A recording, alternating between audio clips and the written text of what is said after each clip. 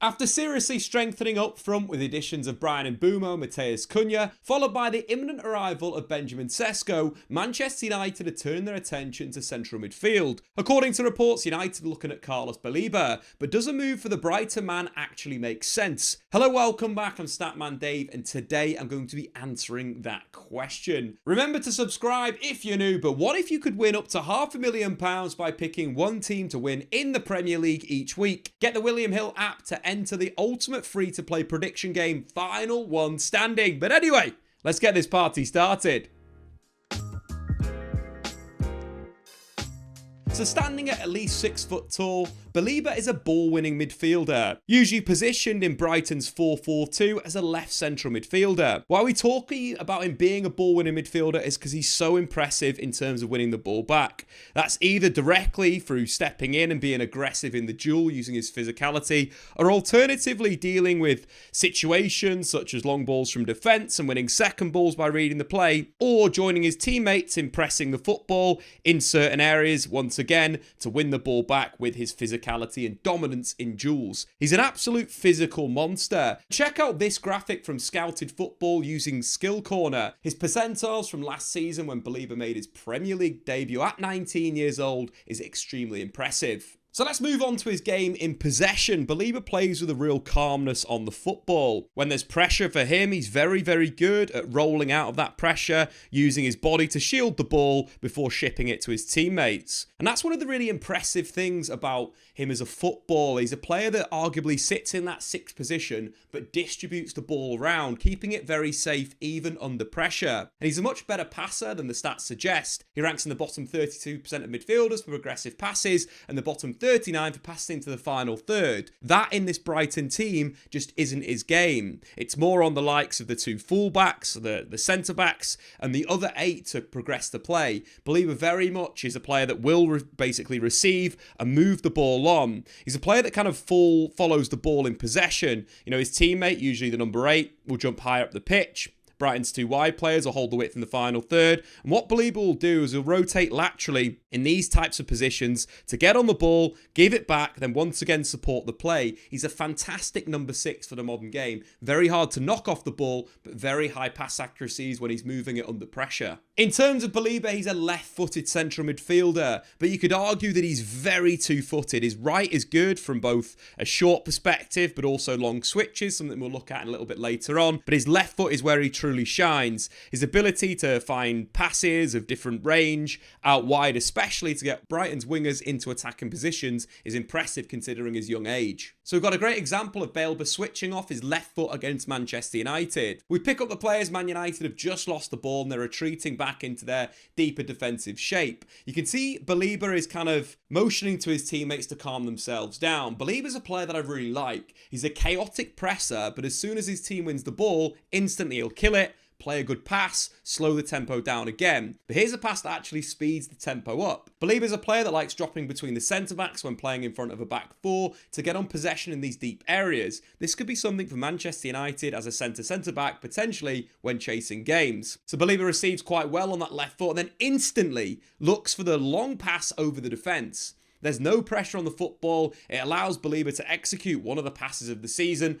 Behind Matsarawi, Matoma's in behind, a really good first touch, a low pass to Yakoba Minter, and that is a very, very good goal. All created by Baleba's passing range on his left foot. And if you don't believe me about the right-footed switches, we've got an example from exactly the same game. Once again, Baleba in this number 6 position. Yari's dropped off to get involved in the build-up play. The ball's rotated through centre-back, dropped into Baleba under pressure. What I love about this is not only do we see some really good short passing combinations, but the switch is fantastic. Baleba finds a pass into the feet of his teammate Yari, who instantly works the ball back. Baleba checks his shoulders to see if he's under any pressure, opens himself up as United close in to press the deep-lying midfielder. But as soon as he does that, he plays that pass really early. A good ball out to Minter on the right-hand side, who's in absolute acres of space. A left foot switch, a right foot switch. What can't this guy do? And one of the things we mentioned before, Baleba drops and splits the centre-backs when they're building out from the back. What you tend to see from Brighton when they've just won possession, let's say they're in their 4-4-2 defensive shape, is you'll see Baleba dropping into a centre-back position, the two centre-backs splitting and both full-backs moving forward, with Yari moving into a number 8 position just in front of that back three. So in terms of how it looks when Brighton are building out from the back, we'll have some rotation with Baleba dropping in to get onto the football, the two fullbacks moving into a higher position, and of course Yari in a kind of number 6, number 8 position, and maybe one of the number 10s dropping deep. From this, of course, Baleba can either use his ability to retain or those long switches that we previously looked at. But something we don't see frequently from these positions, because Brighton are really building into their attacking structure, is real direct passes into the centre forward. But that's not saying you can't do that in the final third. We're just talking about build-up. Of course, when it gets a bit further higher up the pitch, we see Brighton's shape change once again. The number 8 moves into an attacking midfield position. The width is held by both of the wingers in the final third. Statman takes very much of a support role. Baleba moves into a more number 6 position. Van Heck tucks inside, and Brighton once again are building with a back three. This is good for Manchester United. Is it quite similar to Ruben Amorim's Manchester United? Brighton very much use a 3-1-6 structure. Again, Statman as an extra attacker. Certain moments you'll see Matoma coming in.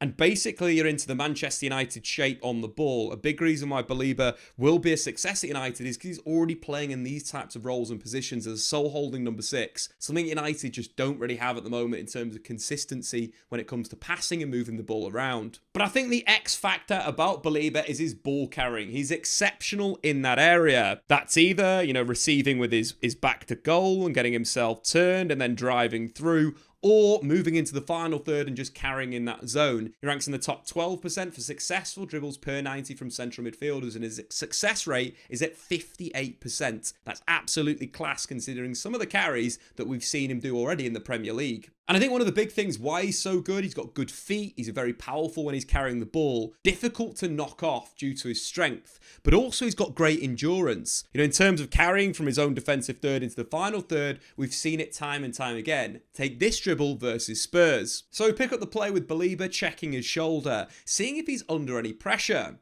He takes a good first touch and arguably goads in the challenge. Maddison is at his heels, but he simply turns around and accelerates through the centre of the pitch. This is the quality of Baleba in these types of moments. Not only has he got the power, but he's also got that capacity to dribble from his own defensive third into the final third. But also when he gets into this zone, he doesn't rush things. He slows himself down, and that calmness is something that I think is a real good character trait of his footballing mind, is that when there's pressure on or whether there's chaos around him, he has that ability to slow himself down, take a little touch, and switch the play to where the space is. This is a fantastic ball that releases Matoma on the outside. And once again, the ball should be in the back of the net with Danny Welbeck firing wide. But Baleba's ability and capacity to carry from his defensive third to the attacking third is so impressive. And there's so many examples of this. We've got another one against Crawley Town in the EFL Cup. This time starting from a left-sided centre-back position. A tackle comes in and he just simply surges past it using his strength and his power to get into that middle of the pitch. Another challenge comes in and he simply moves it to his left-hand side and finds a Dingara in behind the defence for him to finish. A brilliant assist starting from a centre-back position. That quality is something that is needed in the modern day in central midfielders.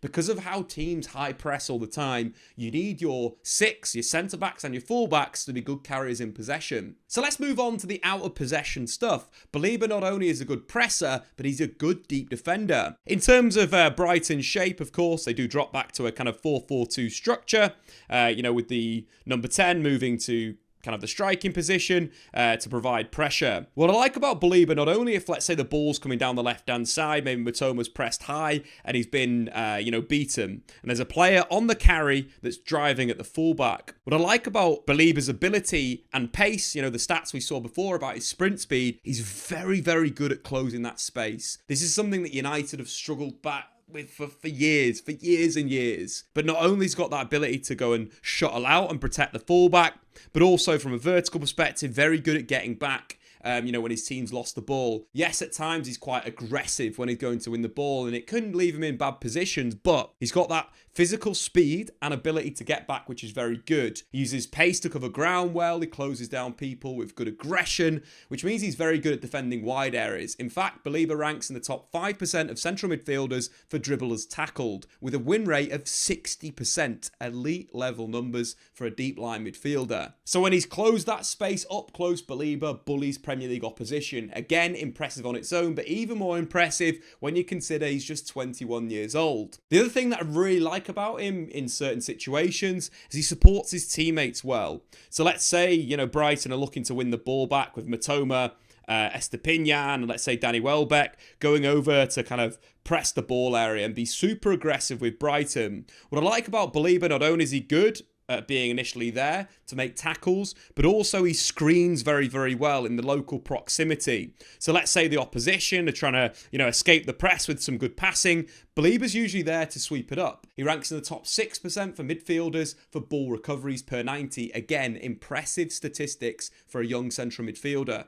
Moving on to the more aggressive side of defending, that's pressing. He's an exceptional presser thanks to his physicality, speed, aggression and tactical awareness. He's very good on the second line of pressure. So what do I mean by the second line of pressure? So let's just take the 4-4-2 that Brighton defend with. At times, the first line of pressure will be the two forwards. They're the guys that initiate the press. They arguably guide it into areas where then Brighton can jump. What I mean about the second line is that next player that's going to jump. In the situation, could be one of the wide players or could be one of the central midfielders. Not only has Baleba got ability to sit and allow his teammate to do that, but he's also very, very good at jumping and winning the ball high. This allows him to win the ball back in the final third in really good situations, arguably have created goals for Brighton. And let's say the ball is worked wide and he's been bypassed, as we mentioned previously, and we saw in the sprinting statistics, very good at getting back. This is something that Manchester United need. And we saw that in his goal against Chelsea, reacting to a loose pass before Caicedo also has got the composure to finish with his weaker foot. Particularly impressive considering that Caicedo is one of the most switched on players in the Premier League and Baleba beats him to the ball. Not only did he rank 5th in the Premier League for possession won last season, but he also ranks in the top 7%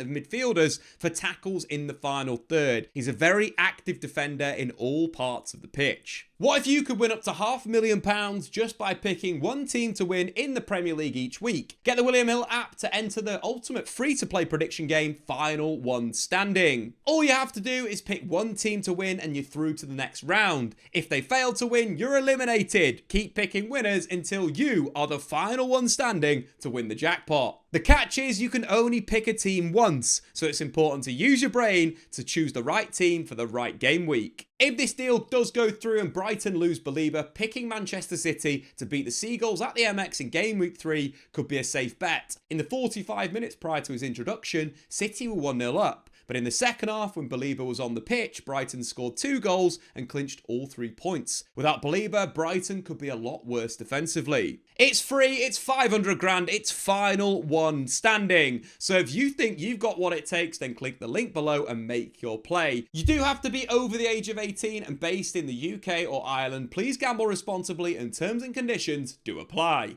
With the deals for Mbeumo, Cunha and Sesko done, it seems like Bruno Fernandes will play the majority of his minutes as Amorim's number 8. Obviously there'll be games where Bruno plays as one of the 10s, but largely he'll be playing as the roaming playmaker role that we saw of last season. That's basically the hub of Manchester United's team, receiving balls into feet and then either carrying or playing big switches or finding one of the attackers. Bruno Fernandes will be the heartbeat of Man United's team. And I do think that means that United need to change. I think Bruno's attacking ability and tendency to move into attacking positions means that his midfield partner needs to be even more defensive minded. He needs to be available to help the defence out when there's the transition when United have lost possession in the final third. United have already got some defensive midfielders in Casemiro and Man Utd, but the Brazilian is very much coming to the end of his career and isn't a reliable option, whereas the Uruguayan is very inconsistent on the ball. And for United, I don't think that's good enough. If Bruno's moving to an advanced area like we see with Amorim's 8 usually does, either in the attacking position or alternatively in the inside left position, a lot of rotation there, that 6 has got to be very reliable in possession. Not only are they going to be under pressure from the opposition, but If they do win the ball back, the opposition jumping, you've got a serious problem for United in that transitional moment. So that's a big, big thing. Good on the ball, defensively strong, and luckily, that's what Man United's potential new recruit is. So let's bring in Baleba into the setup. One of the things that we spoke about previously was his ability to simply retain possession. A good thing when building out from the back. We all know that Bruno Fernandes has a really expansive passing range, but does lose the ball in certain situations when looking for those passes. So having a partner that's going to be far less expansive, that's just going to be on the ball, moving it around, supporting the play, allowing Bruno to move into an advanced area, is kind of what Manchester United need right now. With Baleba, not only does he have that range, but also the carry. And that means that Man United will be able to get more attackers in between the lines, knowing that if there's a press coming in, and we all know Baleba's ability to, turn and then spin forward, that takes another defender out the game, creating an even bigger overload for Man United's attacking lineup against the back four. You think if Baleba can make a breakthrough midfield, you've got both wing backs, of course you've got the two attacking midfielders already there, the number 9 and Bruno Fernandes into a roaming position, that is a recipe for success. This number 6 needs to be good on the ball in terms of retaining possession, very good off the ball when it comes to winning the ball back. These are all the traits of Baleba, and that is why it tactically makes a lot of sense. He is a 6 when it's holding, he's an aggressive player when it comes to pressing. I just like a lot of his characteristics. And I do think when we look to the overall structure for Brighton previously, it was kind of a 3-6-1 in possession. Similar in a sense, the 8 jumps high and moves into an attacking area.